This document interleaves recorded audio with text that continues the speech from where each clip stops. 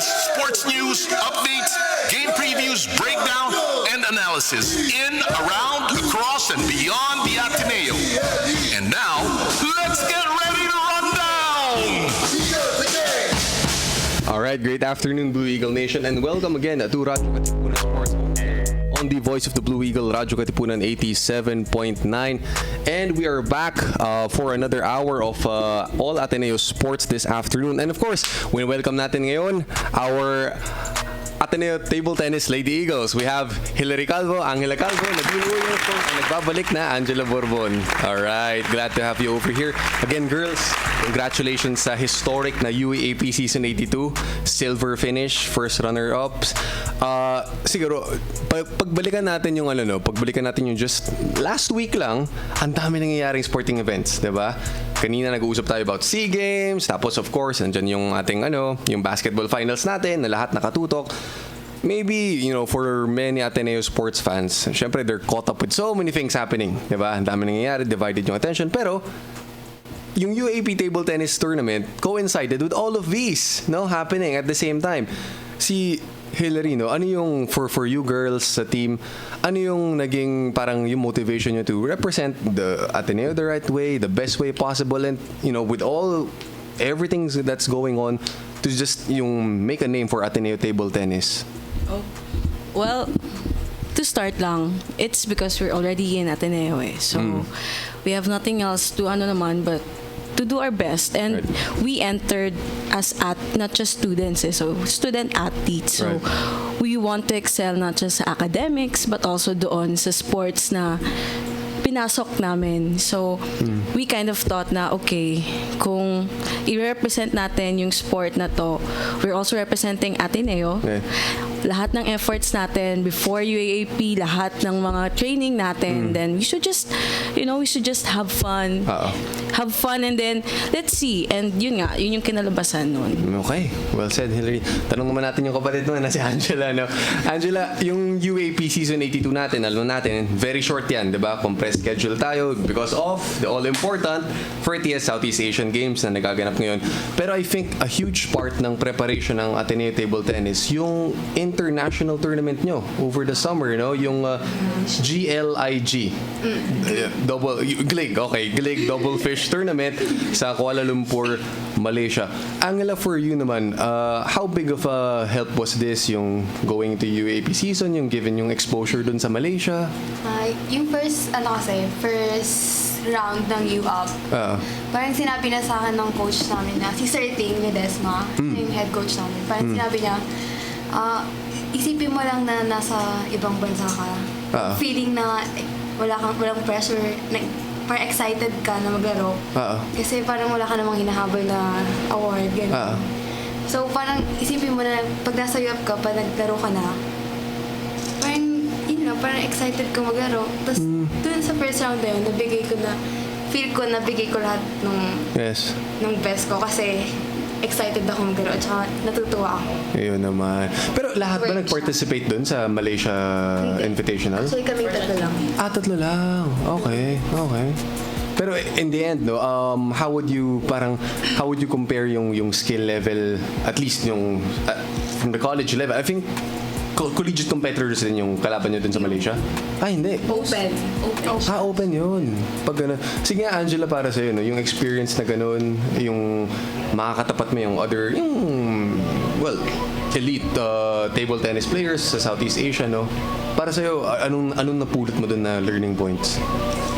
Para sa akin, parang yung opportunity mo na nakapaglaro ka sa ibang bansa, parang yun yung makaka-help sa'yo na mag-aim ka higher. Na yung sa local na games, mas maliit lang yung mga games na dyan. May mas marami pang games na parang mas magpapagaling pa sa'yo. Okay. Si Nadine naman, speaking of ito na, yung season, di ba? 2 rounds pa lang elimination nyo. Okay. And then, yung tinapos nyo, I think, by the second round was De La Salle. Pagpunta naman sa semis, De La Salle ulit, Tanong ko lang, Nadine, is the Ateneo La Salle rivalry pagdating sa table tennis, ganun ka-intense rin? We felt that way. Talaga? Yeah, during the semifinals. Okay. During the first round and the second round, Yeah. we lost super closely Yeah. to LaSalle. Like it was 3-2. And then this was our chance to get the twice to beat advantage. Yeah. So we really wanted to give our all na talaga. And we did. Yay! Nadine seems so happy. No? Sobrang relief. Pero Nadine, no, going into the finals, di ba? Of course, UST, they're heavily favored. No? 12-time champions in table tennis. Kayo naman, you made it all the way to the finals for, I think, very first time. No? Was that parang intimidating for you girls? Di ba? Or how did you prepare yourselves mentally for that? Yeah, because we surely felt the pressure naman because it was our first time and we really wanted to get that gold. Yeah. But then, oh, Sobrang emotional ni Nadine. sorry. But yeah, we tried to like what Angela said, we tried to remove our pressure. Like we just wanted to enjoy above everything. Right. Yeah, because we won't really be able to play our game naman din if we're so focused on that, on that goal, and we're so pressured to just win. Right. So it's better to just enjoy. Right. Oo. And you know what? To be fair to you girls, UST really needed to dig deep, diba? To outlast you. I mean, yung pag-drop nyo ng games 1 and 2, sobrang close lang. 2-3, diba? I mean, it could have gone either way, diba? Pero, ang siguro nakaka-proud din sabihin, no, Hillary, na you gave UST a legitimate scare, no, that you could have extended yung series na yun. And I think a huge reason for that was, of course, yung rookie duo natin, Kayla, and of course si Angela over here, no? Angela, si Kayla ba galing din sa senior high? Ay, hindi. Hindi. Oh. Okay. Pero freshman year niya, rookie of the year siya. Diba, that's something na, of course, you girls are super proud of. Angela, pag titingnan mo si Kayla, syempre pareho yung freshman, no?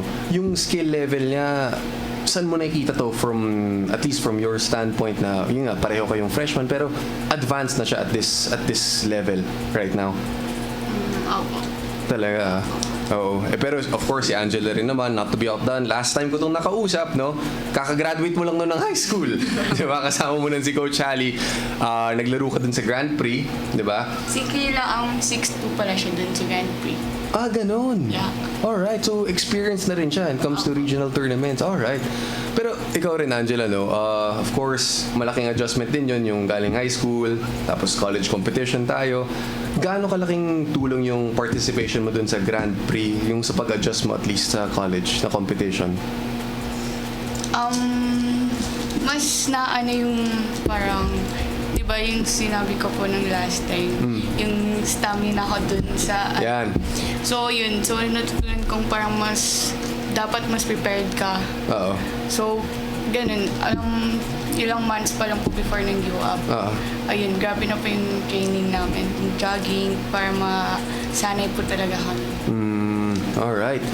And I think, one of the exciting moments nung final series nyo against UST was watching Caf Bulacenia, yung mga really close calls niya, di ba? Against Ronquillo, morning singles match, 11-9 lang. And then, nung kinaharap naman niya si Alburo, di ba, ganun din. Kathleen took her to 2 match points, di ba? Ganun. Kayo, Angela, anong sinabi niyo kay Kathleen after that? Of course, syempre, di ba, masakit matalo ng ganun.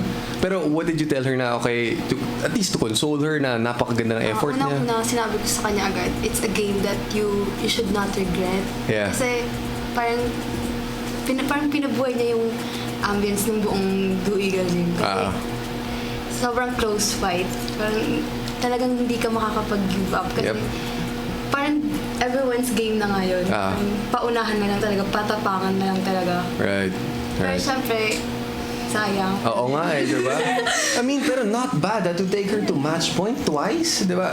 I mean, you have to commend yung effort din ni Kathleen dito. Pero Hillary, I was reading some articles, yung post-finals, sinabi nung taga-UST na si Wadjad, diba? sabi niya, pinag-aralan namin yung lineup na we could not just assign anyone in order to beat Ateneo. Hillary, what does that make you feel about yung respect that UST gave you girls as an opponent dito? Siguro coming from as the last member from the previous era of table tennis, Ateneo table tennis, we won't lie na hindi talaga kasi last talaga kami. So for the longest time kami yung laging last place and everything.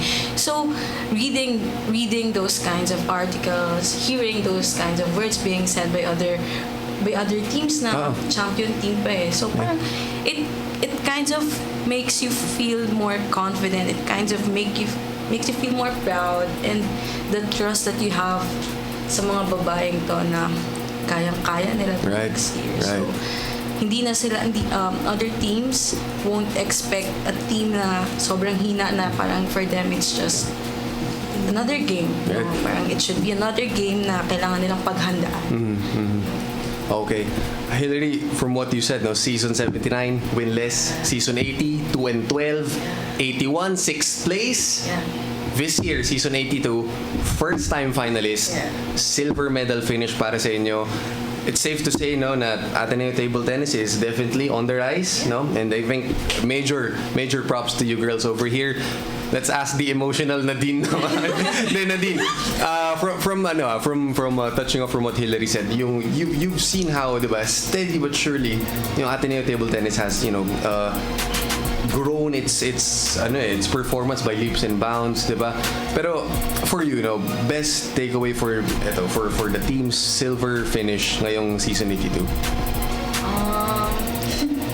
Hirap yan, ha? Hard question.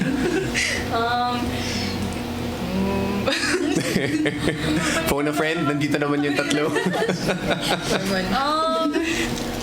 It was really parang surreal because we're so used to being the underdogs, and then like seeing ourselves being boosted up to this position, like it shows us all, like it gave us a confidence boost also because we really can do it, and everything is really possible because we really cheered each other on, and we really gave our best in everything.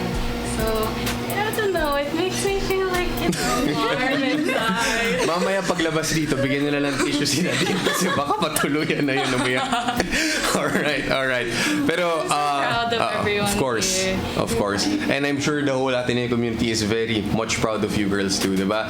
So, again, Angela, next year, babalik ka na naman, diba? Siguro naman, yung mga quick expectations lang from kayo nila Kayla, diba? Yung mga returning players.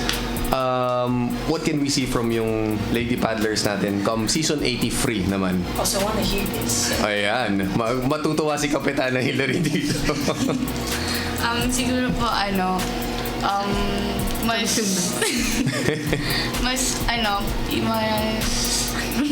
Sige, tuloy lang. Kaya yan. Idulog po namin yung best namin. Try po namin practicing yung mga weaknesses namin na nakita dun sa UAP. Yeah, first year. Tapos, mas lalo po namin i-discipline yung self namin na mag-train harder talaga. Tapos, yung mabigay yung best namin for the next. And sana, yun po, maging champion. Ayun na, nagsabi na si Angela Borbon na i-quote natin. Okay. We'll try our best. Ayan. Pero hopefully, next year, di ba, nakikita naman natin from 2-12, 6, silver finish. Who knows, di ba? Baka next year, it might just be the right moment, di ba? When Ateneo Table Tennis finally scales the mountain top. Pero again, first, congratulations to Hillary, Angela, and of course, si Nadine, and the rest of you girls, sila Kayla, di ba? Everyone, Kathleen, congratulations sa excellent performance ninyo. I think, you've made us over here very, very proud para sa inyo. And I want to thank again si Coach Halley, yung schoolmate ko dati sa Ateneo High School. Thank you so much for bringing these wonderful girls over here. And before we end, any messages, greetings, Hillary, para sa everyone who supported you, friends? Everyone, thank you for supporting Ateneo Table Tennis. We really felt the support during UAAP before, not just during UAAP but before and after. I hope that you keep on supporting the team, and please do not lose faith. We need you. We need your support more than ever, and we'll be expecting more games to come. Thank you. All right, thank you very much, Hillary. And again, thank you once again to Nadine, Angela, and of course, Hillary over here, your UAAP Season 82 silver medalists of table tennis. Again, our Ateneo Lady Panthers, congratulations again to you girls. All right, thank you. Tutok lang po kayo dito sa amin sa Radyo Katipunan 87.9. We'll be back in a few.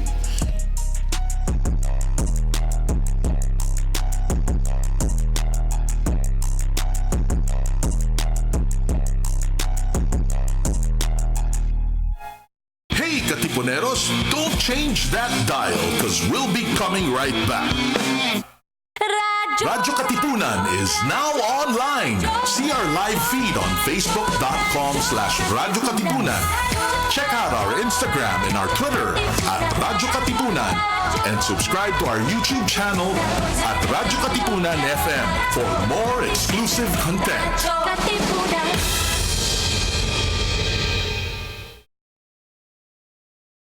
We are now on YouTube. Watch all of our live episodes plus exclusive content in our channel at Radyo Katipunan FM. Don't forget to click subscribe and hit the bell to get the latest updates. Follow at Radyo Katipunan in our social media accounts on Facebook, Instagram, and on Twitter.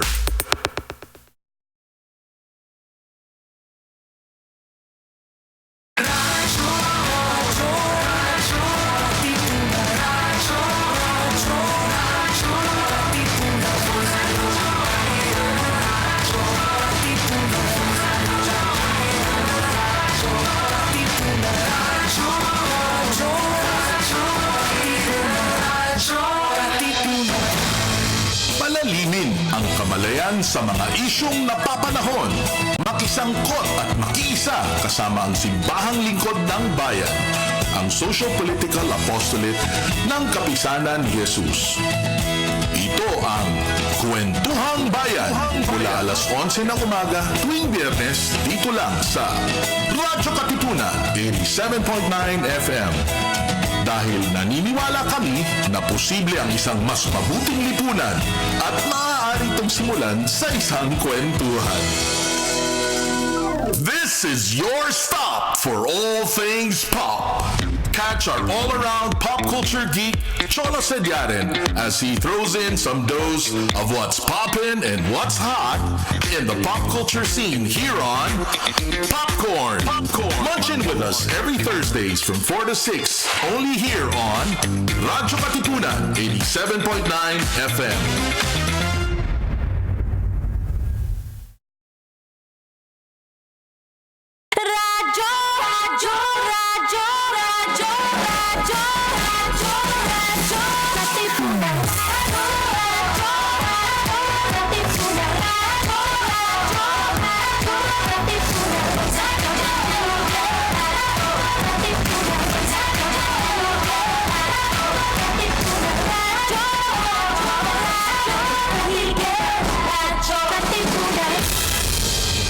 Radyo Katipunan is now online. See our live feed on facebook.com/Radyo Katipunan. Check out our Instagram and our Twitter at Radyo Katipunan. And subscribe to our YouTube channel at Radyo Katipunan FM for more exclusive content.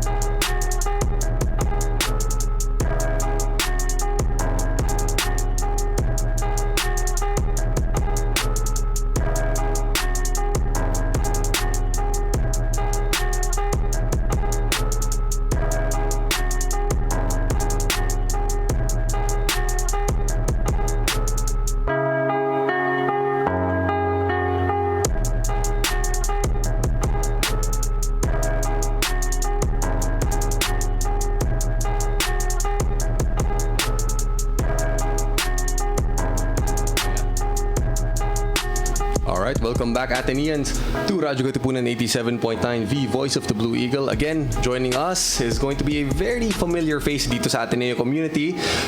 You've seen her smile on your TV screens for, I don't know, makailang months na ba tayo, Frannie? I don't know. Okay. For the entire season, basically. So, on the sidelines, across the bench, everywhere around Araneta Coliseum, Pinares Antipolo, even the Mall of Asia Arena, just to get the latest scoop, aka I call it courtside chismis, on your favorite Blue Eagles. Of course, joining me today is the lovely Frannie Reyes. Frannie, glad to have you over here. So Ateneans, if you guys want to send in your comments, last greetings, last questions for Frannie Reyes, please do, and she'll be glad to respond to them. So Frannie, we were talking kanina, it's been a whirlwind season of coverages for you. Yes, of courtside chismis for you. Best part about it, it concluded with our first ever undefeated season. Yes. Plus free beat for our boys in blue. So, has Frannie Reyes been able to breathe and relax heading into the Christmas season? Yeah, but I'm kind of sad about it. Sad? I remember the Thursday, the day after we won. I was so sad because I didn't have to go tomorrow for the first time to go to practice with the guys. Yeah. I was like, oh, is this my life now for like a few months, and then it's volleyball again, but it's weird.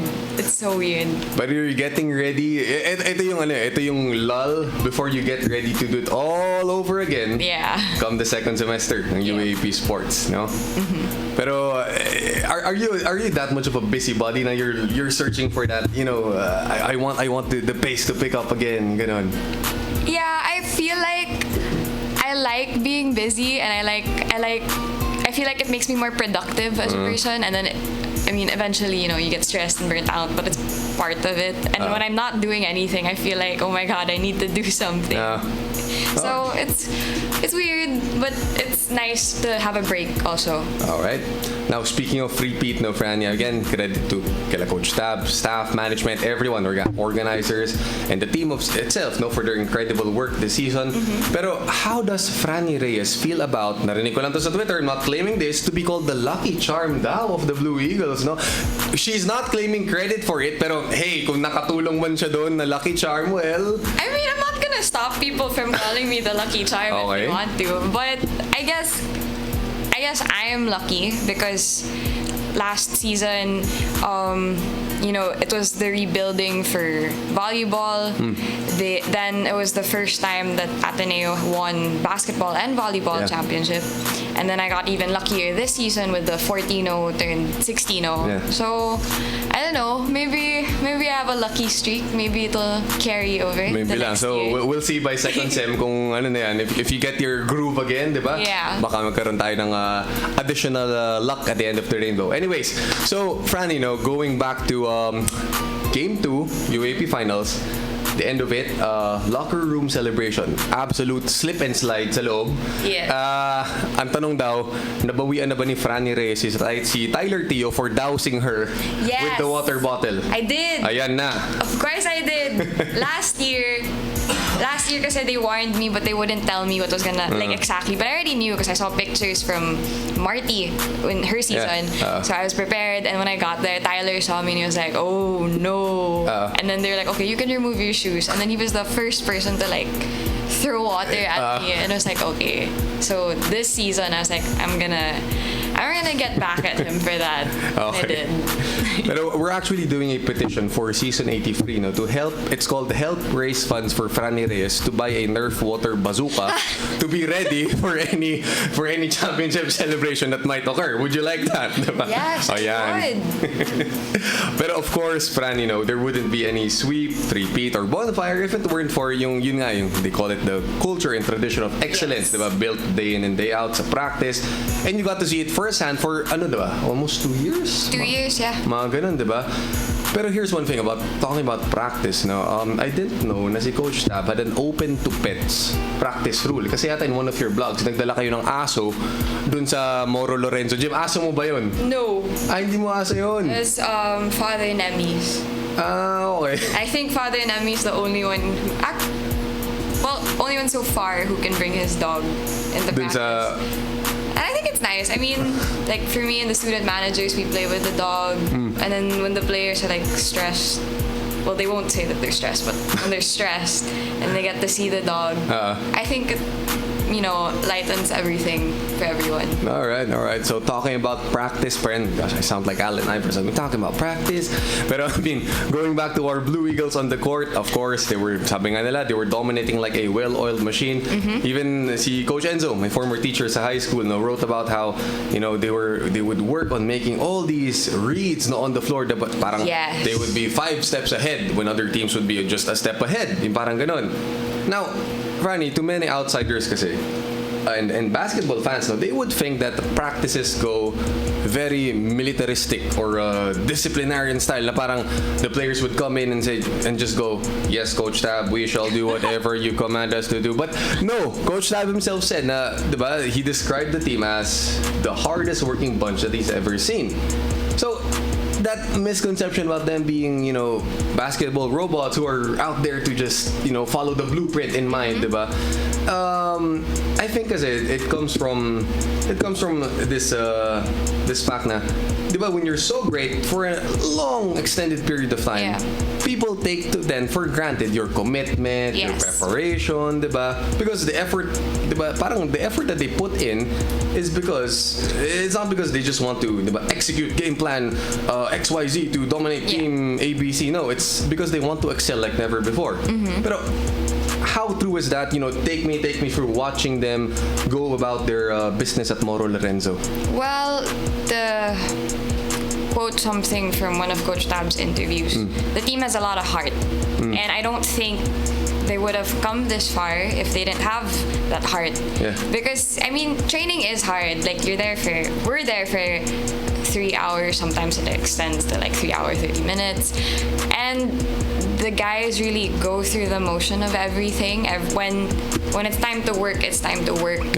But I remember during halftime, during games where we're ahead during the second part. Marami yun for most part, diba? But especially the last two final games, you could hear Matt Nieto reminding the guys 0-0, stay hungry, we're not done yet. And I think that's very important because, I mean, yes, they've done the work and they've trained so hard, but it's also their mentality and how much they want it. And if they don't ground themselves and if they don't remind themselves that no, the score is 0-0, we're doing this all over again, they wouldn't have done the 16-0 three-peat. Right. And I think that's a huge part of why they played so well this season. Who does that usually? Who reminds them na don't let up, it's 0-0, stay focused, stay hungry? Is it usually Matt? Or? It's usually Matt. Matt is, the way Mike explained it to me, because they're both co-captains.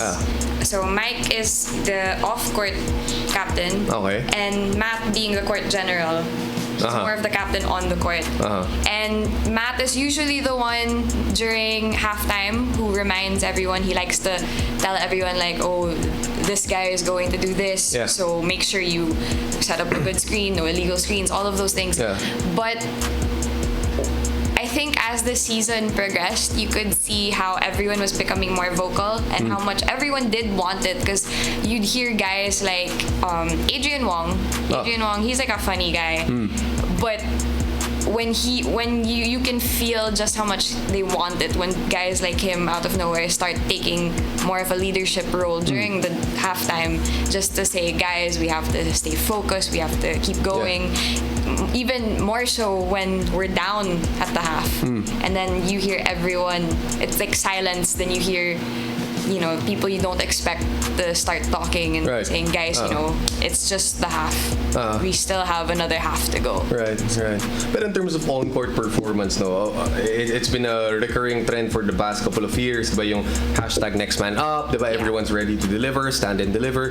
Pero diba kasi the way a usual team is constructed, there's a level of seniority, even though no one wants to express it, diba? Pero parang okay, nandyan si Kuya, diba? We tend to respect his opinions, we tend to respect, diba, his presence on the floor. Pero diba parang dito kasi the way we've seen it, for the past years that Coach Tab has been at the helm, parang everyone is so empowered just to, diba, come in at any given moment and just, diba, go at it, ganon. Well, Coach Tab once said during one of the, I think, timeouts or during training training, don't be afraid to get tired. Keep running because you have a whole bench ready to back you up. So for the team, it's when you're called into the court, do what you can, do it to the fullest of your ability, and then if you're tired, if you're exasperated, that's fine. Someone's ready to be the next man up and to take over, which is really nice too. Oh, yeah. All right. Pero I think what many more Ateneo basketball fans would like to get the feel of is, yun nga, sabi natin kanina, they're not Coach Tab, we shall execute game plan ABC. No, it's not. So parang it's good that some fans, they got to, interact with them up close and personal during the bonfire. Diba nagkaroon tayo ng autograph signing and photo op. And I'm sure they would like to know a little bit more about them apart from, alam na natin yan, dun sa vlog ni Frannie, si Gian Mamuyak and his cheesy pickup lines, yung Tagalog tutorials with Gio Chu, how SJ Belangel is the humblest, most respectful kid who's a total badass on the floor na ang kapal ng mukha dun sa UST. Diba, Justin, tinatawag natin yun, siya yung tagasagot. Does he still say, po to you? Yeah, he still calls me Ate Frannie. Ate pa rin? Ate, always. Oh my goodness. Like, no fail. He will be, whenever you see him, it's like, hi, Ate Fran, hi, Kuya Matt, hi, Kuya Mike. Yeah. But, I mean, I think he was getting worried for a time that, okay, maybe they're not respecting him as much just because he keeps referring to them that way. But I think he got over that once he realized, no, he can still be as respectful.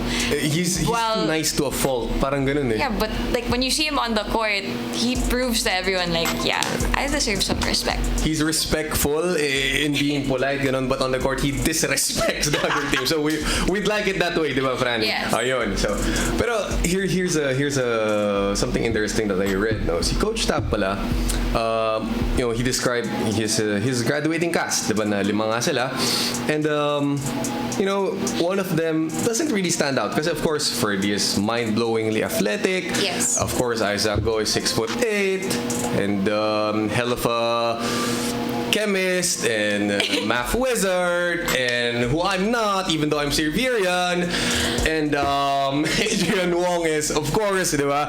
He's distinct, galing Texas, diba? Yeah. Of course, you have Matt, who's fearless and a leader. But here comes Coach Tab, who describes Mike Nieto as, he goes, and I quote, "Look at all of us up here and think about what we're going to be 10 or 15 years from now. You'll forget about most of us, but you won't forget Big Mike Nieto. He will make a mark on this world that the rest of us may try to do in sport." Frannie Reyes, how true is that of Big Mike? I think that's pretty true. I know he comes off the bench in all the games, but Mike was so important to the team. He's been co-captain since G-Boy Babylonia. Vince Tolentino and Don Asistio. Now he was captain this season. Yeah. But Mike has a way with people. He knows how to talk to people, and you don't like. I feel like he's the only person who can tell you if you're doing really, really badly, but you won't be offended by it. Sige, paano? Ooh, I can't do that. Like he would say it in a very as nice as SJ would, ganon? No, it's just I think it's just Mike's personality, his character. There's, like I said a while ago, Matt is the on-court general. Yeah. I think Mike is the person who is able to get close to everyone or is able to approach everyone in a non-threatening manner. And everyone feels like, there's this story that I heard before and I realized how true it was recently, like this season, na when Coach Tab puts Mike in, it's to calm everyone down. Okay. So, if you noticed when he puts in the third stringers, when he puts in like Gio, Jason, Matty Daves. Yeah, Mike is usually still there. Because Mike provides a sense of calm to the whole team. So when everything's getting super erratic and when everyone's when they're not as composed as they should be, Mike is the go-to guy to make sure everyone checks themselves and remembers what they're supposed to do and who they're supposed to be on the court. Right. So, Mike Nieto, if you're listening right now, I think I'm going to open up a yoga studio with Zen architecture in yung mga ganun. Maybe bagay tayo dun.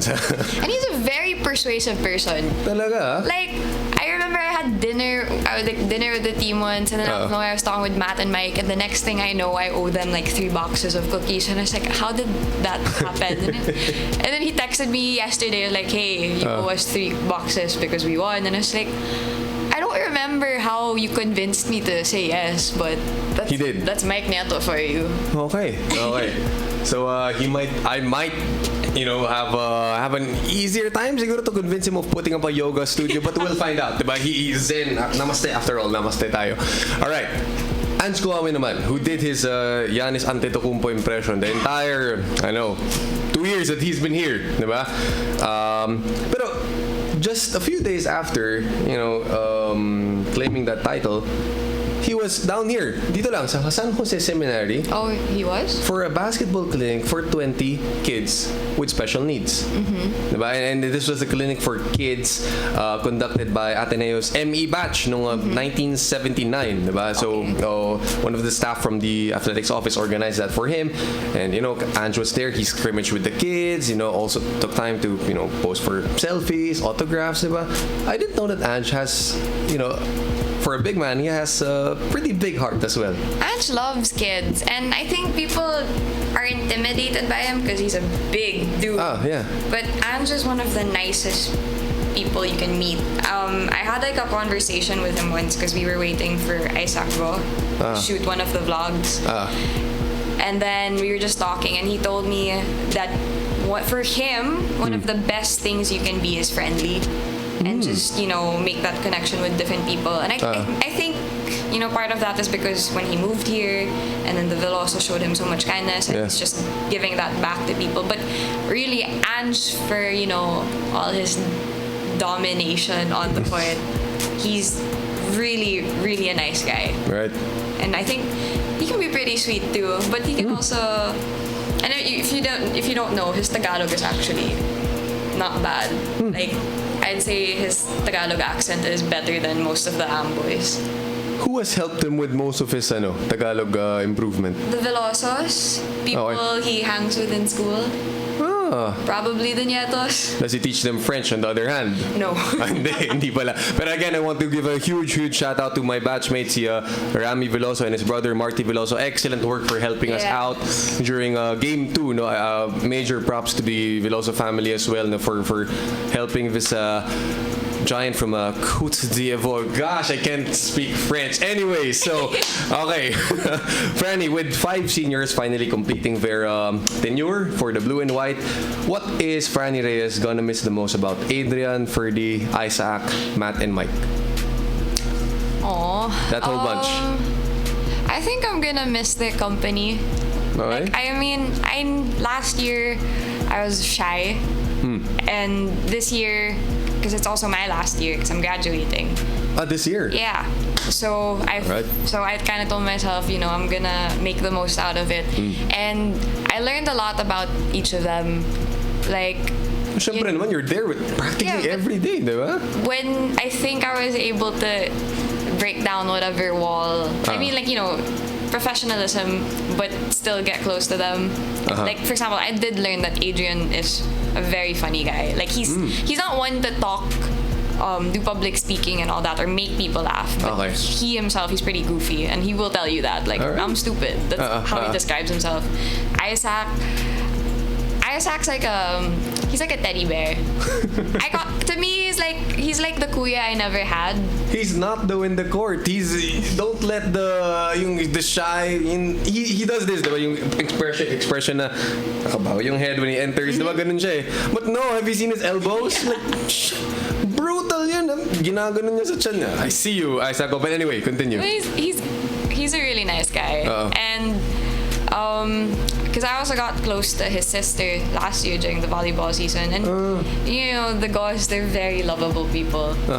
Now 30 30 at first, I remember I was a little intimidated by him because, last season, and you hear like, 30 Ravenna, blah, blah, blah, blah.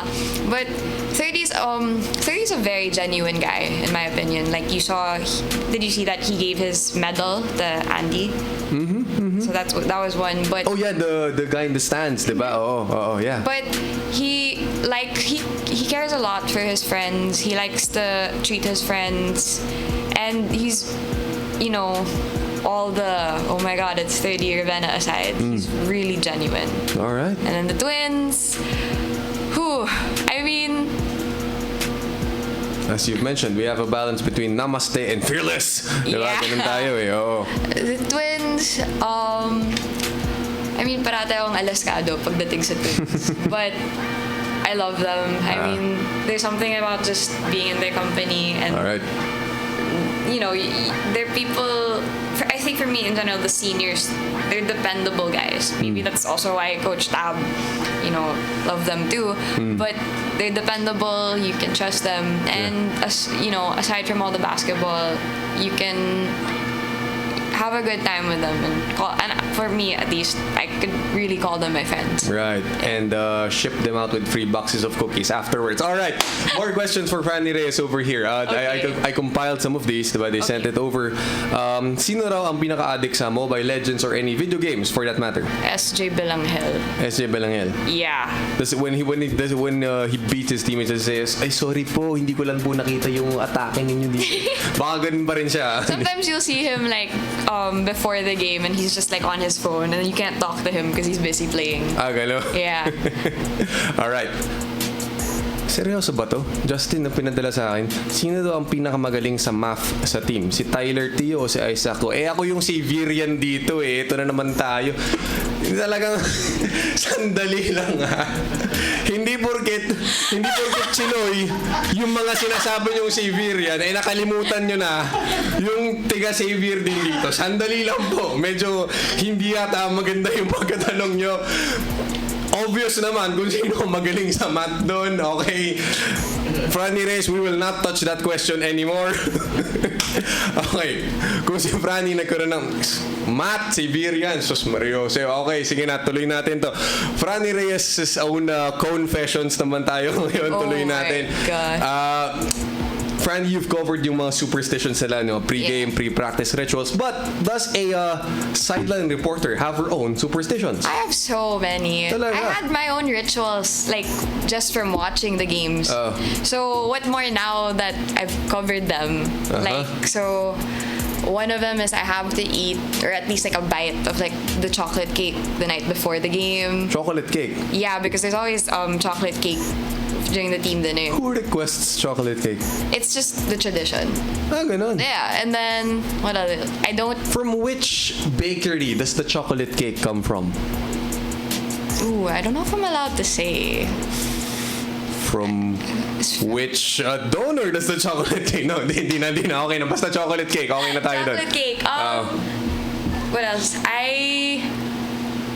My shoes. I usually don't wear new shoes unless it's like, I mean, it's a game na is not risky because baka maalas, diba? Okay. Teka na, do you have a preference for ano ba yun? Sneakers? Yeah, sneakers always, but like, because I remember, okay, just like backstory, for example, for the cake ritual. Last season, the only 2 games where I didn't eat chocolate cake the night before, we lost. So since then, I made sure I always eat cake. And there's like in one of those games, I changed my shoes, and then we lost. So I was like, oh, okay, I'm gonna stick to my shoes also. So you have to wear the same sneaker ba? Kailangan ganun? Our sneakers we've won in. Okay, Yeah. okay. Sige. Very safe. Okay. Yeah. Pero it has to go after eating that slice of moist, Yes. decadent, sweet chocolate cake. Justin, nagugutom na ako. Mamaya bibili tayo ng chocolate cake. Pero anyway, tuloy natin to. Again, part of your vlog from superstitions. Ano pa ba? Yung Tagalog tutorials. Hidden talents of Frannie Reyes that Ateneo basketball fans may want to discover at this very moment. I don't know if it's hidden, but because I was a singer before courtside. Then let's hear it. Yeah, you can watch it on I Want TV when the cheer dance competition. No, actually, we have a microphone right now directly positioned a couple of inches from you, which is, the acoustics are very, conducive for vocals over here, so we would like to hear it. Okay, give me a sec. Oh, I mean, it's not really a secret anymore. Then, hindi ba parang every secret naman, it comes to a certain point na madidiscover din naman eh. So, I mean, di ba, why wait for, I don't know, nasabi mo naman. So, here we go. Okay. Tara, music, kailangan ba? No, Need accompaniment? It's okay. Do you need drums? It's okay. Sa ilalim ng buting ilaw, sa dilaw na buwan. Okay na yan. Magkakaroon tayo ng chocolate cake mamaya. Alright, so thank you very much, Frannie Reyes, for joining us over here. Sure. Any messages, greetings for siguro for the team or for anyone, friends, family? Oh, thank you to everyone who has supported the team. Well, not just the basketball team, but the other Ateneo teams who competed this semester. Thank you for the love and support. Thank you to the boys for welcoming me into their family, and I know you guys are gonna miss me even if you say I'm gonna miss you guys more. Alright, so magpapahinga muna si Frannie Reyes, but she'll be back after a few months. I'll be back. Season 82 will continue para sa second semester, and we'll have more of Frannie Reyes and her sweet singing voice and sweet chocolate cake. Alright, this has been it for this afternoon sa Radyo Katipunan Sports. Thank you so much, Ateneo community, for tuning in to us again. Kita-kita po tayo ulit soon, at abangan po ang Southeast Asian Games kung saan tutulong po tayo bilang stadium announcer sa football action. Kita-kita po tayo doon, at always much love galing po sa amin dito sa Radyo Katipunan. Stay tuned, one big fight, and see you again po next week only here on Radyo Katipunan 87.9.